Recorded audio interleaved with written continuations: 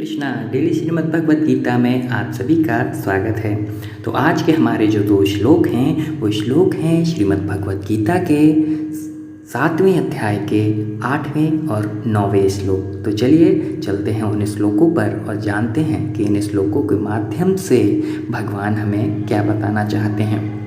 रसो अहमप्सु कौन्तेय प्रभास्मि शशि सूर्ययो प्रणवा सर्ववेदेषु शब्दः खे परिश्रमनिषु पुण्यो गन्धः पृथिव्यां च तेज चास्मि विभावसु जीवनं सर्वभूतेषु तपस्यास्मि तपस्विषु। भगवान कहते हैं कि हे कुंती पुत्र अर्जुन, मैं जल का स्वाद हूँ, सूर्य तथा चंद्रमा का प्रकाश हूँ, वैदिक मंत्रों में मैं ओंकार हूँ, आकाश में मैं ध्वनि हूँ तथा मनुष्यों में मैं उनकी सामर्थ्य हूँ।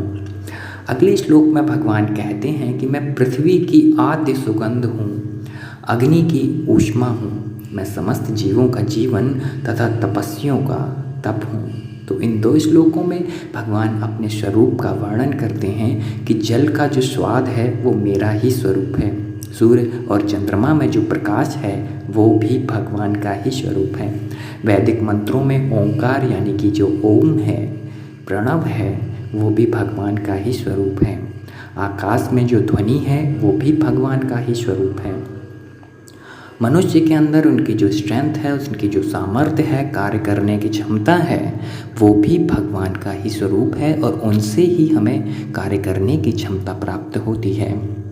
पृथ्वी की जो सुगंध है, जो वर्षा के समय जब पृथ्वी पर प्रथम बार बारिश का पानी पड़ता है उस समय जो सुगंध उठती है वो भगवान का स्वरूप है।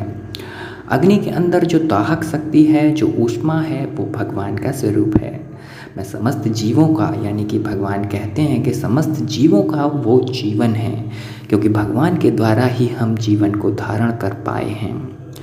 और समस्त तपस्वियों का जो तपस्या करते हैं उसके द्वारा उनका जो तप है वो भी भगवान का ही स्वरूप है। तो आज के श्लोक में बस इतना ही। कल फिर मिलेंगे एक नए श्लोक के साथ। तब तक के लिए अपना ध्यान रखिए। हरे कृष्णा।